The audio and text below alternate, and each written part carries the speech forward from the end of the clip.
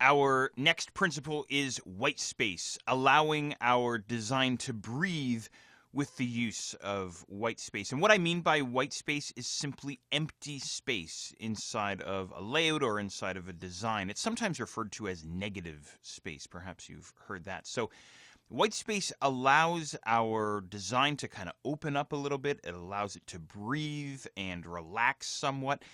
It makes it easier for the viewer to understand the message that you're trying to communicate or that your layout is trying to communicate.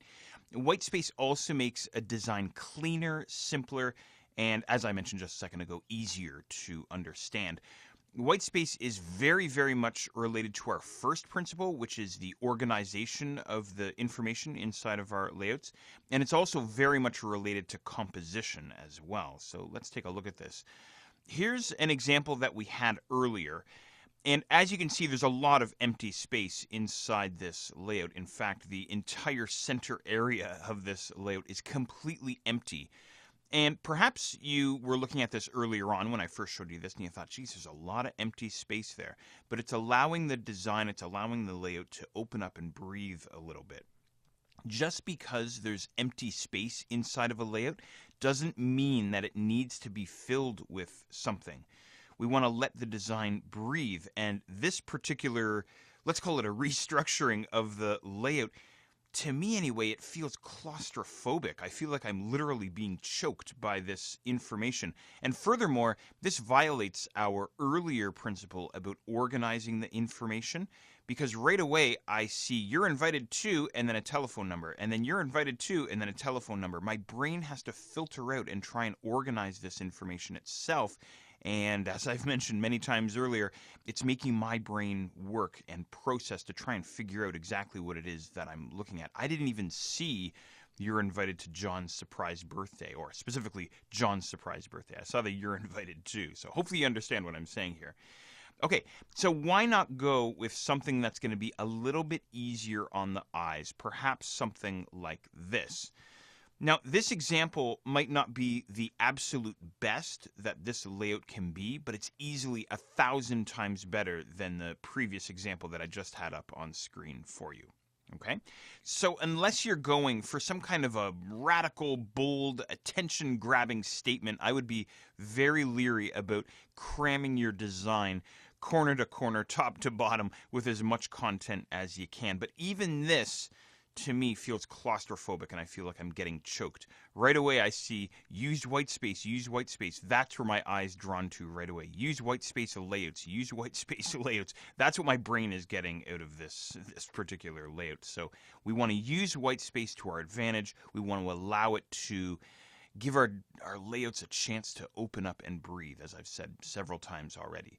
So let's try to keep things clean and simple and easy to understand for the viewer and not hammer them over the head with too much information.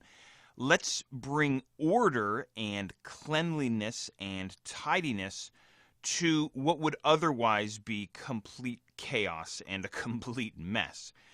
Here's another example. The silhouetted photo down towards the bottom of this movie poster, the large empty background towards the top of this movie poster lets everything breathe. It's easy for you and I to digest what this is. If you look for it, you'll find white space nearly everywhere. This is probably the most famous example of the use of subtle white space. Of course, the FedEx logo. Have you seen this one or heard of this one before? See the arrow going from the E to the X in X? That is a very subtle use of white space, and of course FedEx is all about moving things forward, moving packages forward. Here's a final example for you to consider, and again, look around yourself. You'll find lots and lots of good examples and bad examples. Here's a good example. This particular book cover lets everything breathe. The entire layout, the entire design breathes. Notice the use of information organization, our first principle, of course. Notice also that everything is center aligned inside this layout, except for that tiny quote way up towards the top right corner. And alignment, of course, was an earlier principle as well. But here, the center alignment gives the entire layout a much more formal, much more structured sense or look, doesn't it? The design also has rhythm, I wanted to point this out, by repeating the marbles and also the typeface that's used throughout the entire layout. So these marbles, what I did myself is I put my hand over the marbles in the top left corner, towards the top left corner. If there was just the one marble underneath the book title, Outliers, then you and I would think it's a mistake, or we would look at that and go, what is that supposed to be? Is that supposed to be a crystal ball, or is it supposed to be just a single marble, or is that planet Earth? I don't really know. But they throw in a handful of other marbles or crystal balls or whatever the heck they're supposed to be up towards the top left, and everything's tied together immediately. Okay?